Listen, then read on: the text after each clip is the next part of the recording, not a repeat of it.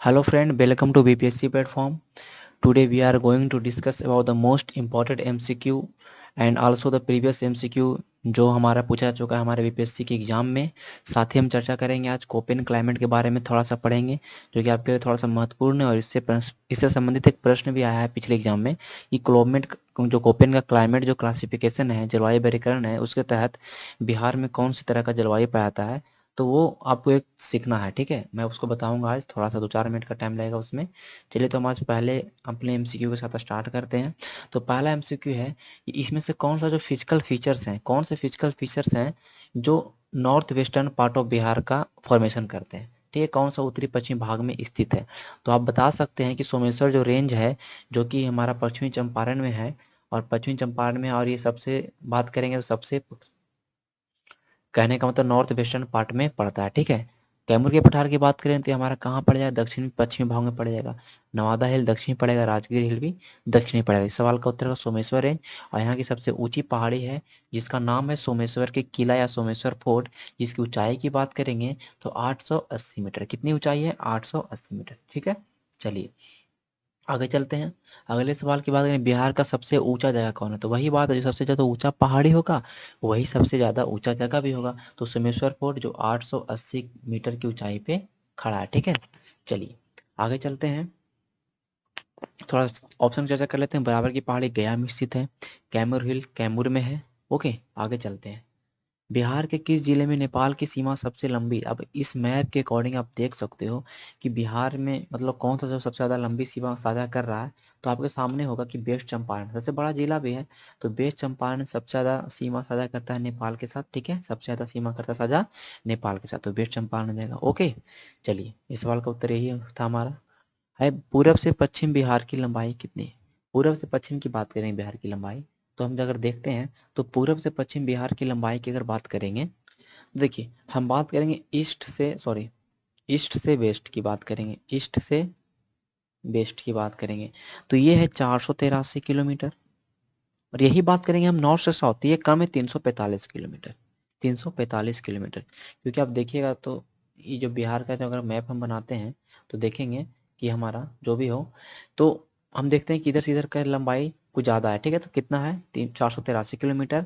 और इसकी बात करें 345 किलोमीटर, ठीक है। ये हमारा नॉर्थ से साउथ हो गया, ये चीज़ आप ध्यान रखिएगा। इस सवाल का उत्तर हो जाएगा ऑप्शन नंबर ए। चलिए अगला सवाल को चलते हैं। उधर tal soil extend from the Buxar to. देखिए मैंने बताया था टाल सॉइल के बारे में पढ़ाया था, उन्होंने तो गंगा नदी के जो नीचे नीचे जो पैरेलल चला है वो बक्सर से लेके भागलपुर तक जो एरिया है, 8 से 10 किलोमीटर का चौड़ा जो बेल्ट है, उसको हम बोलते हैं टाल सॉइल। और वो टाल क्षेत्र बोलते हैं जिसमें जैसे कि फल्गु नदी आके मिलती है। तो ये होगा बक्सर से लेके भागलपुर तक, बक्सर से लेके भागलपुर तक, ठीक है। इस सवाल का उत्तर यही होगा। अगला सवाल की ओर चलते हैं। अगला सवाल है the 5 to 7 kilometre wide Terai region in the Bihar state. कह रहा है कि जो तराई का रीजन है जो 5 से 7 किलोमीटर चौड़ा है, वो कहाँ से कहाँ फैला। मैंने आपको बताया था कि वो पूरा फैला है, इधर हम बात करेंगे तराई रीजन ये पूरा फैला हुआ है। इसकी बात करेंगे तो इसमें देख लीजिए कौन कौन स्टेट आ रहा है, अब सॉरी कौन कौन सा डिस्ट्रिक्ट आ रहा है, देख सकते हो। देखिए इसमें अगर हम बात करेंगे तो इसमें कौन आ रहा है, पूर्णिया। पूर्णिया तो होगा नहीं, पूर्णिया क्योंकि देखिए अररिया से नीचे है। यहाँ पे देखिए कौन सा है, इसमें देख लीजिए आप, वेस्टर्न चंपारण, सीतामढ़ी, किशनगंज, अरे ये सभी आ रहे हैं, ये तो सही हमारा होगा, ठीक है। अब देखिए ये हम ऑप्शन छाटते हैं अगर, तो देखते हैं पूर्णिया इसमें भी खत्म हो जाता है, ठीक है। अगर देखिए छपरा, छपरा तो भाई एकदम गंगा नदी के किनारे यहाँ पर है, तो ये तो होगा ही नहीं, ठीक है। तो इस सवाल का उत्तर हो जाएगा option number D, western Champaran, Sitamarhi, Araria and Kishanganj. और भी हम देखेंगे तो सुपौल भी हो सकता है, मधुबनी भी हो सकता है, okay, and east Champaran also. चलिए अगला सवाल हम देख रहे हैं, which of the following statement is not correct regarding करेल केवाल सॉइल। मैंने बताया था कि जो करेल केवाल सॉइल है वो किस तरह का सॉइल है। पहला बात तो दक्षिणी बिहार में पाया जाता है, पहला मैंने बताया। दूसरा बताया था कि उसमें पानी सोखने की क्षमता बहुत ज़्यादा होती है। लेकिन इस सवाल में आपको ऑप्शन नंबर डी आप जैसे ही देखते हो लिखा हुआ पानी सोखने की क्षमता कम है, मतलब जो वाटर का एब्जॉर्प्शन जो होल्ड करने की कैपेसिटीज़ है वो कम है, लेकिन ऐसा नहीं है। ऐसा इसमें ज़्यादा होता है पानी करेल कवाल मिट्टी का, इसलिए और उसको पानी मिलता है तो बहुत ही उपजाऊ का काम करता है। तो ऑप्शन नंबर डी हमारे इसमें इस सवाल से गलत हो जाएगा। तो हमने जो जो पढ़ा है वही उसी से रिलेटेड एमसीक्यू एग्जाम में पूछे भी जा चुके हैं साथ में, ठीक है, और कहीं ना कहीं बिहार के एग्जाम में पूछे जा चुके हैं। तो मैंने इस तरह से, और देखिए एसिडिक नेचर तो होगा नहीं, एसिडिक नेचर किनका होता है, तो जो पीडमेंट सॉइल है, पीडमोंट सॉइल है, जिसको पर्वत पादे मिट्टी बोलते हैं, जो पश्चिमी चंपारण में मिलता है, वो है हमारे एसिडिक नेचर। लेकिन अगर हम बात करेंगे हम इसकी करेल कवाल का, तो ये अल्कलाइन इन नेचर का, क्षारीय प्रकृति का, तो अल्कलाइन इन नेचर है। जब हम सॉइल पढ़ेंगे, फिजिकल ज्योग्राफी पढ़ेंगे, तो उसमें अच्छा से देखेंगे सॉइल में किस में एसिडिक कैरेक्टर है, किस में अल्कलाइन कैरेक्टर है, तो उस चीज़ को हम ध्यान से देखेंगे। Okay, what is the older alluvium of Ganga plane.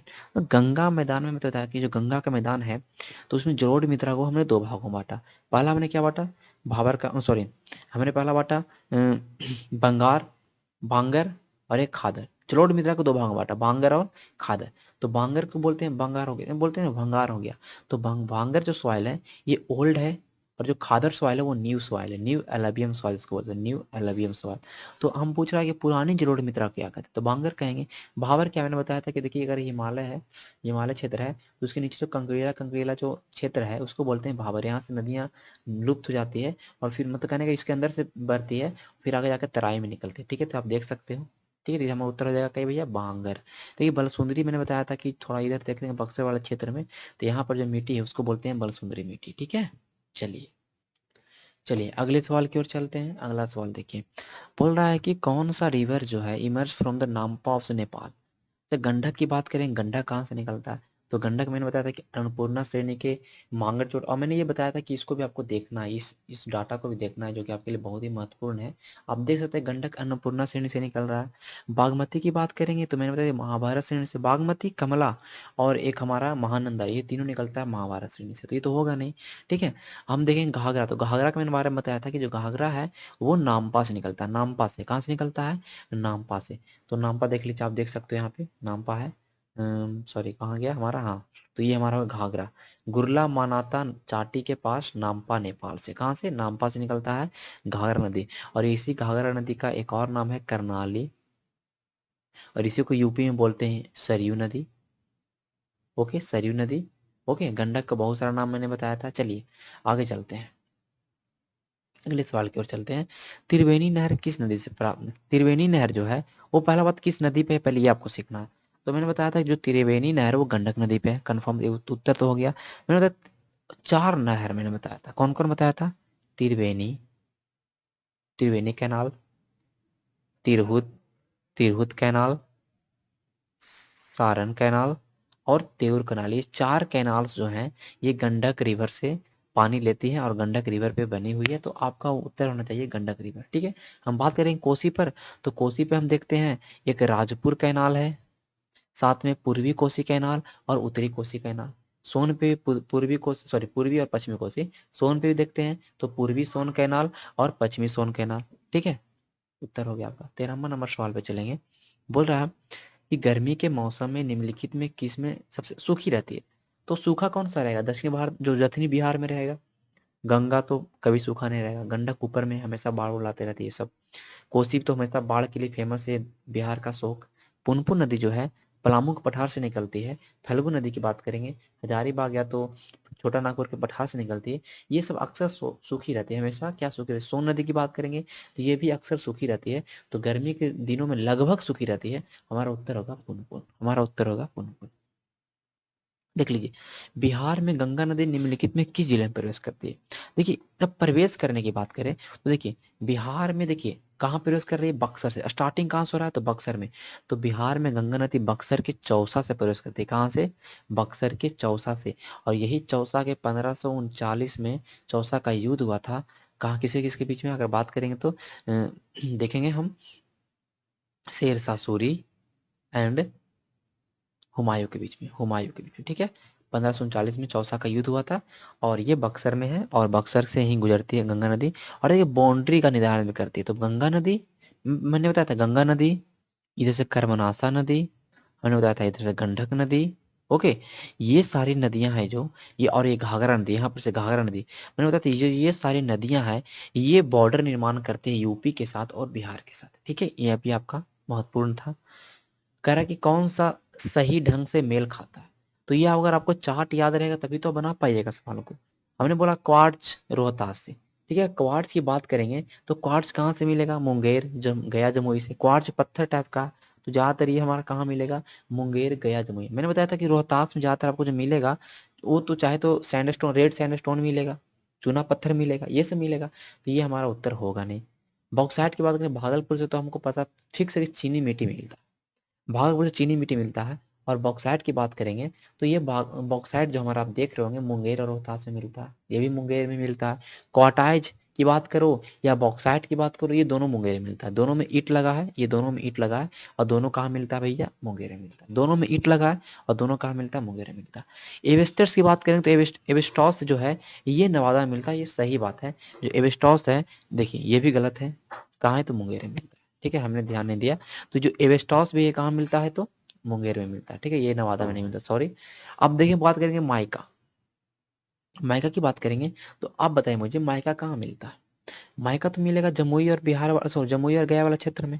Mica कहाँ मिलेगा? जमुई, नवादा, गया वाला क्षेत्र में मिलेगा। तो देख रहे हैं गया, नवादा, नवादा, जमुई वाला क्षेत्र में मिल रहा है क्या? अबरक, जो कि माइका बोलते हैं। तो इसमें सही कौन है? इसमें सही कौन है? तो इसमें कोई भी मेल नहीं खा रहा है, इसमें कोई भी आपका मेल नहीं खा रहा है। तो इस सवाल का उत्तर क्या होना चाहिए?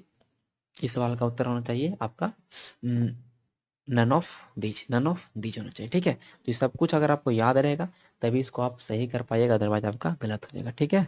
चलिए, सोना कहाँ पाया था? मैंने बताया था कि जमुई में, जमुई जी, जो सोना होने वाला था, सोना जी करके याद रखिए, सोना जी, तो जी से मतलब जमुई।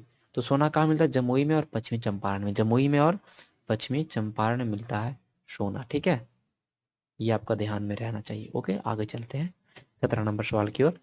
कह रहा कि अमझोर निम्नलिखित में किस खनिज, अब देखिए अमझोर की बात करेंगे तो ये अमझोर कहीं ना कहीं बात करेंगे तो ये अमझोर जो है ना रोहतास में पड़ता है। और रोहतास में कौन सा खनिज होगा भैया? पायराइट्स होगा। और क्या हो सकता है? रेड सैंडस्टोन हो सकता है। ओके, तो हमारा उत्तर होगा भाई पायराइट्स, ठीक है। पायराइट्स होगा, चाहे तो चूना पत्थर रहना चाहिए दोनों। तो लेकिन जो अमझोर है यहाँ पे एक फैक्ट्री है, वो कौन किसी का फैक्ट्री है? तो पायराइट्स का। किसी का फैक्ट्री है? तो पायराइट्स का। तो अगला सवाल आपका उसी से संबंधित है। पायराइट फास्फेट एवं केमिकल लिमिटेड स्थित है कौन से जिले में?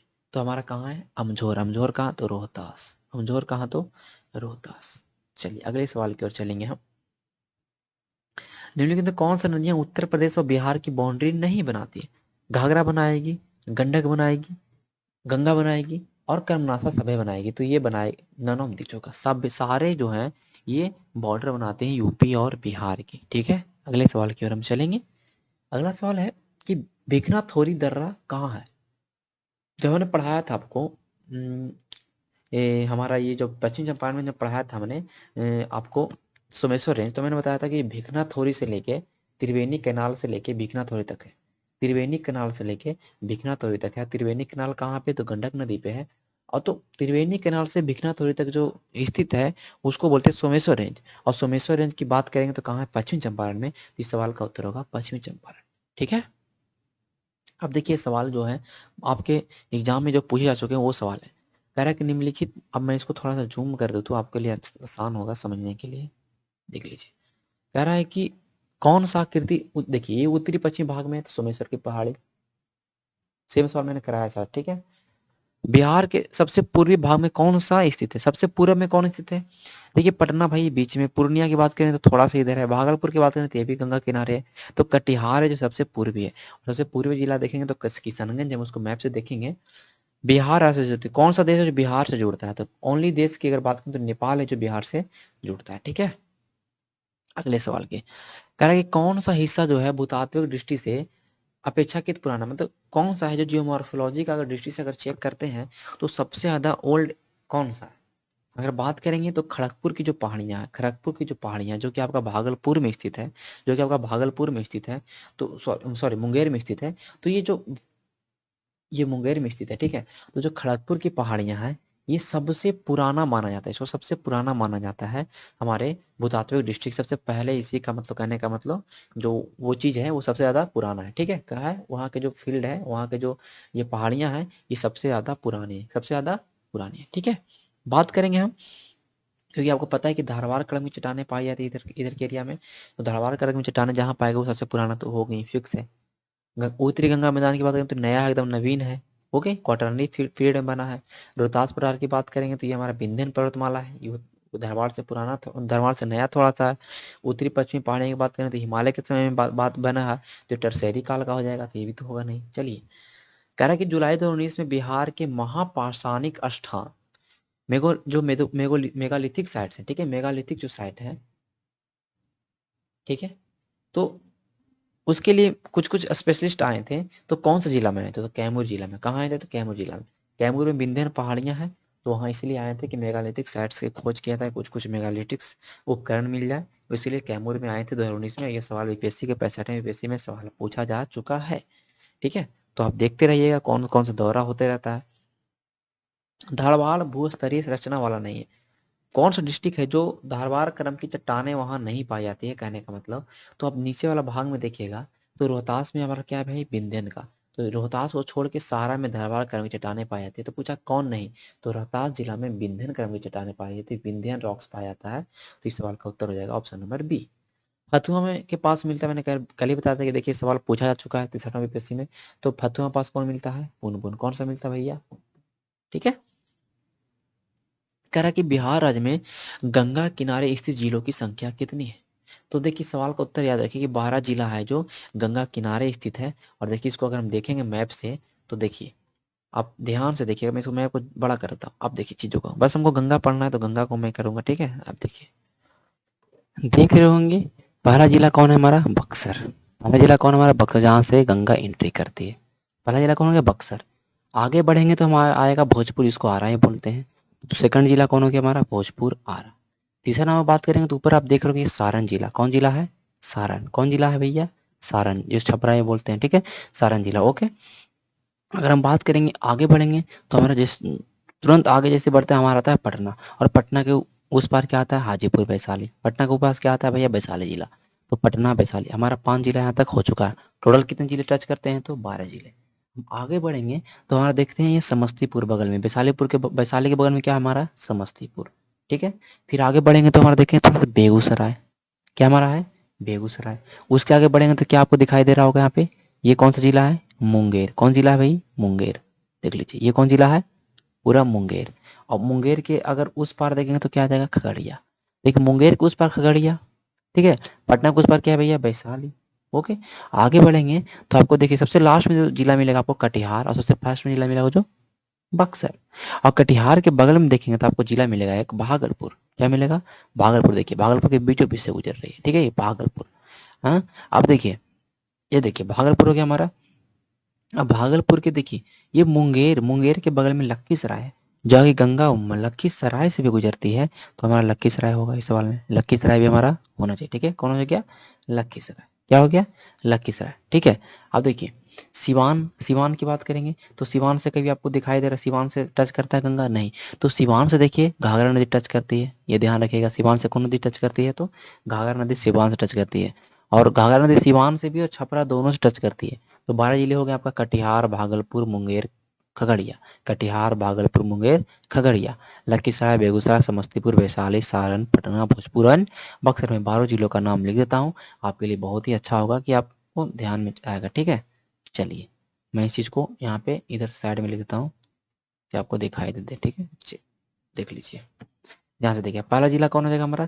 सबसे जो जहाँ से गंगा एंट्री करती है वो कौन हो गया भाई? बक्सर। क्या आ गया? बक्सर। ओके, उसके थोड़ा सा नीचे पढ़ेंगे तो हमारा आएगा कौन आ जाएगा? तो भोजपुर। ओके, थोड़ा सा और आगे बढ़ेंगे तो क्या आ जाएगा हमारा? सारण। फिर क्या आ जाएगा भाई? पटना। पटना को उस पार क्या आ जाएगा? वैशाली। वैशाली के बगल में क्या आ जाएगा? समस्तीपुर। देखिए बिना मैप को देखे हुए ध्यान रखिए, समस्तीपुर। समस्तीपुर के बगल बगल बगल में क्या आ जाएगा? बेगूसराय, सॉरी इंग्लिश में लिखा था Begusarai. Okay, Begusarai. And after Begusarai के बाद अगर हम बात करेंगे तो देखिए बेगूसराय के जस्ट अपोजिट कौन सा? लखीसराय। एकदम ध्यान रखिए, बेगूसराय के जस्ट अपोजिट कौन है? लखीसराय। अब लखीसराय के बगल में जाएंगे तो मुंगेर होता है, मुंगेर हो जाएगा। ओके, मुंगेर जब बाहर गए तो आपको भागलपुर भी चल चल जाइए। भागलपुर, मुंगेर के पहले बात, मुंगेर के सामने कौन सा है अपोजिट में? खगड़िया। एंड खगड़िया के बगल में कौन सा हो जाएगा हमारा? देख रहे हैं भागलपुर है जो, आप देखो दिखाई पड़ रहा है भागलपुर। एंड आफ्टर सबसे लास्ट में जिला जो कौन सा, कटिहार। देखिए 12 जिला आपका आ गया, 1 2 3 4 5 6 7 8 9 10 11 12। तो इस तरह से 12 जिला आपको ध्यान में रखना चाहिए, ठीक है। आगे चलते हैं। बिहार जिले में गंगा नदी, सॉरी, बिहार में किस जिले में गंगा नदी सबसे लंबी है? कहाँ पे गंगा का सबसे लॉन्गेस्ट है, सबसे ज्यादा गंगा सबसे ज्यादा? तो पटना में मैंने बताया था कि 99 किलोमीटर। कहीं पे आप देखिए तो 97 में दिखाई देखने को मिलता है, तो कोई बात नहीं। तो सबसे ज्यादा जो कहाँ है, तो पटना में है गंगा नदी की लंबाई, ठीक है। आगे चलते हैं। अब देखिए जो सबसे बड़ा जो पॉइंट मुझे पढ़ाना था आज, जो मुझे आज पढ़ाना था, कोपेन के जलवायु वर्गीकरण के अनुसार। देखिए कोपेन के जलवायु वर्गीकरण के अनुसार आपको पूछ रहा है कि जो बिहार की जलवायु है, जो बिहार की जलवायु, उसको कौन से कैटेगरी में रखा गया। देखिए कोपेन एक वैज्ञानिक थे जलवायु, तो उन्होंने जलवायु का वर्गीकरण अपने अकॉर्डिंग किया। कैसे किया, देखिए हम इसको देखेंगे थोड़ा अच्छे ध्यान से, ठीक है। उन्होंने कुछ कोड इस्तेमाल किया, ठीक है। पहला क्या किया उन्होंने, कि उन्होंने बांटा। किस तरह से बांटा, पहले बांटा देखिए, ट्रॉपिकल और मेगा थर्मल क्लाइमेट। उस तरह के जहाँ पे कुछ ज़्यादा गर्मी रहता है, 0 डिग्री वाले क्षेत्र को क्या बांटा, ट्रॉपिकल और मेगा थर्मल क्लाइमेट। तो आप देखिएगा 0 डिग्री यहाँ से गुजरती है, ओके, इंडिया से तो नहीं गुजरती है, ठीक है, ओके नीचे, ठीक है। कौन कहाँ कहाँ से गुजरती है 0 डिग्री, तो आपको पता होगा। देखिए मैं इसको ट्रिक देता हूँ, ओके। ई, कोबरा, जी के, जू, की, सॉरी, जी के जू,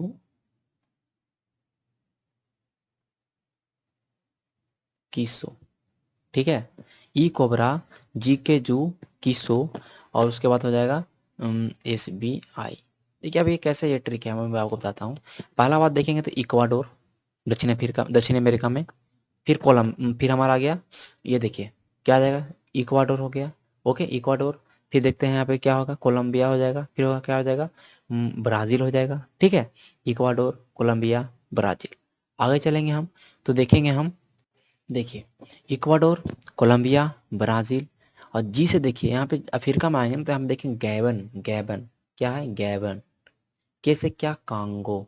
क्या है भैया, कांगो।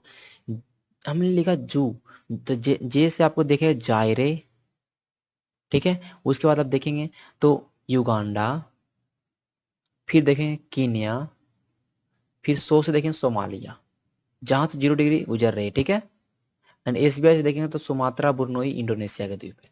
तो इस तरह से इकोबरा, जी के जुकिसो। तो ये जो 0 डिग्री पे जो क्षेत्र थे, उनको उन्होंने नाम रखा ए से, मतलब यहाँ पे लिखा गया मेगा थर्मल क्लाइमेट। क्या लिखा गया, मेगा थर्मल क्लाइमेट, ओके।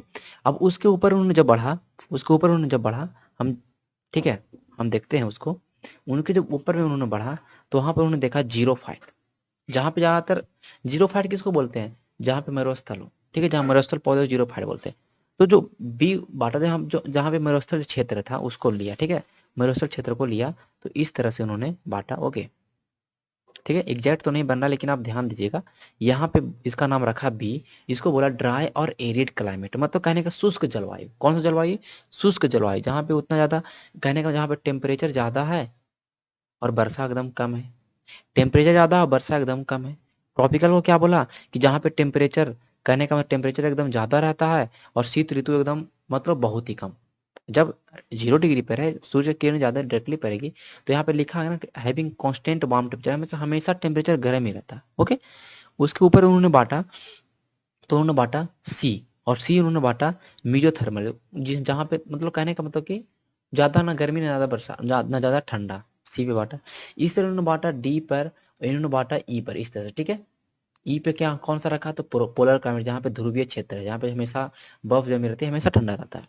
और कॉन्टिनेंटल और माइक्रोथर्मल में क्या बांटा, जहाँ पे ठंड ठंडी जो ठंडी का दिन ठंडा रहे और गर्मी का दिन गर्म रहे, ये हमारा कॉन्टिनेंटल में बांटा, जो कि ऑप्शन ये डी वाला, ठीक है।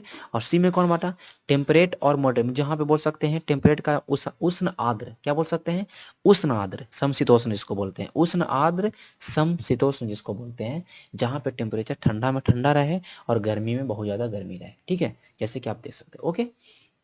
इसे से यहाँ एग्जैक्ट नहीं बना है, यहाँ पे इंडिया के ऊपर से लाइज करना चाहिए था, लेकिन मैंने सही से यहाँ पे नहीं ड्रा हो पाया। अब देखिए पूछा कि बिहार कहाँ से पड़ेगा, देखिए इसके लिए एक डाटा आपको देखना पड़ेगा, ठीक है। ये आप डाटा देख रहे हैं, ये पूरा वर्ल्ड का मैप है, और इसमें देखिए बिहार की अगर बात करेंगे, तो देखिए बिहार का क्षेत्र ये है, इसको क्या दिखाएगा, CWA। देखिए उन्होंने और वर्गीकरण कैसे किया, तो देखिए उन्होंने कैसे किया, कि CWA। अब CWA कैसे किया, तो C तो आपको आएगा ही, क्योंकि C मतलब क्या होता है, वार्म टेम्परेचर, जहाँ के टेम्परेचर मतलब गर्मी के समय में गर्मी और ठंडा के समय में ठंडा, और वहाँ जहाँ पे बरसात गर्मी के समय में हो वो होता है कहने का मतलब ये होगा सी के अंदर में। ठीक है, तो ये हमारा सी के अंदर तो हमें लिखा हुआ है CWA, लेकिन मैं बताता हूँ कैसे CWA नाम किया गया। सी तो हमारा होगा फिक्स है, ओके, सी तो हमारा होगा फिक्स है। अब हम बढ़ेंगे डब्लू की ओर। डब्लू क्या शो करा, ये बड़ा डब्लू है, बड़ा डब्लू है यहाँ पे, बड़ा डब्लू नहीं लेंगे यहाँ पे, छोटा डब्लू, ठीक है। और उन्होंने डब्लू के बारे में बताया कि विंटर जो होता है, विंटर जो होता है क्या होता है, थोड़ा थोड़ा सूखा होता है, थोड़ा थोड़ा सूखा टाइप का लगता है विंटर। तो आपको पता है कि जो यहाँ का जो जलवायु है यहाँ का, हमारे विंटर में देखते हैं हमारा पूरा सूखा टाइप का लगता है, तो विंटर क्या आ गया, सूखा हो गया, ओके। अब एक ही बात करेंगे, तो गर्मी कैसा होगा, हॉट, गर्मी कैसा होगा, तो बहुत ज्यादा। तो आपको पता है बिहार के क्षेत्र में कहीं कहीं बहुत ज्यादा गर्मी पड़ता है, तो CWA इसलिए इसका नाम रखा गया। तो आज सबको याद रहना चाहिए कि कोपेन के अनुसार जो बिहार की जलवायु है उसको CWA श्रेणी में रखा गया है, CWA श्रेणी में रखा गया है। ठीक है, आप लोग समझ चुके हैं। मैंने कमेंट देखा था, इन्होंने बोला था कि कोपेन के क्लासिफिकेशन को समझाइए, तो मैं जब इसको पढ़ाऊंगा ज्योग्राफी तो उसको और डिटेल से बताऊंगा। ठीक है, एक एक चीज आपको करके डिनोट, ठीक है। अब चलते हैं हम अगले प्रश्न की ओर। तो हमारा देखिए इसका उत्तर होगा CWA, जो कि इस ऑप्शन में नहीं है, ठीक है, इस ऑप्शन में नहीं है।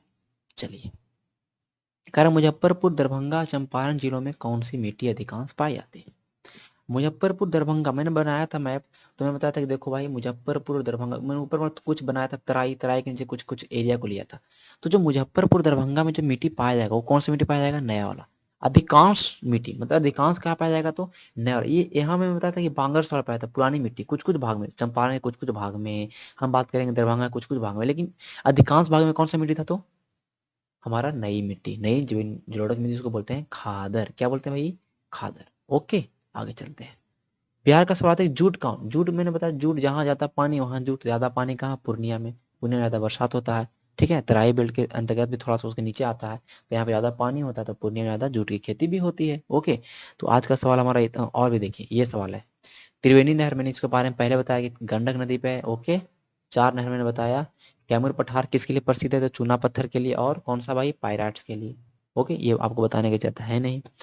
कौन सा झील बिहार में स्थित है, तो अनुपम झील, मैंने बताया था कि अनुपम झील कहाँ है, तो बिहार में। सुखना झील की बात करेंगे तो सुखना झील चंडीगढ़ में, सामर झील राजस्थान में, कांवा झील की बात करें तो रूस में है, ठीक है।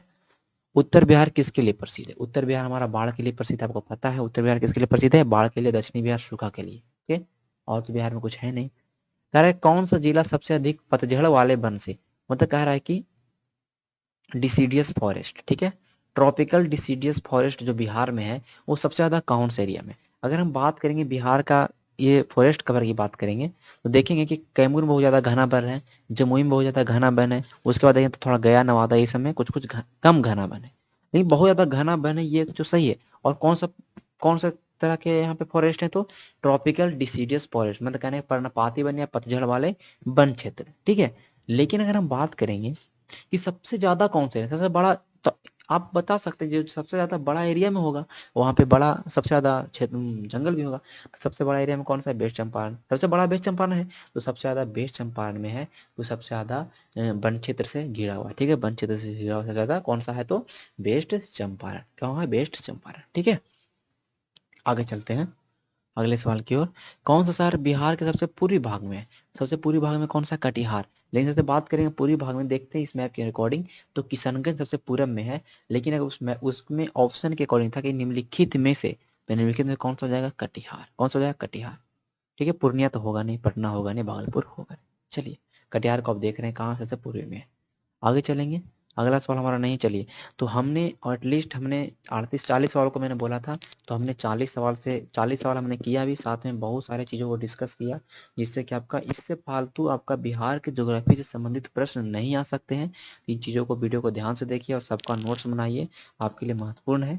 चलिए, और अगर एक बार समझ ना आए तो वीडियो को दोबारा देखिए और चैनल को सब्सक्राइब करिए, शेयर करिए और लाइक कर दीजिए, ठीक है। धन्यवाद।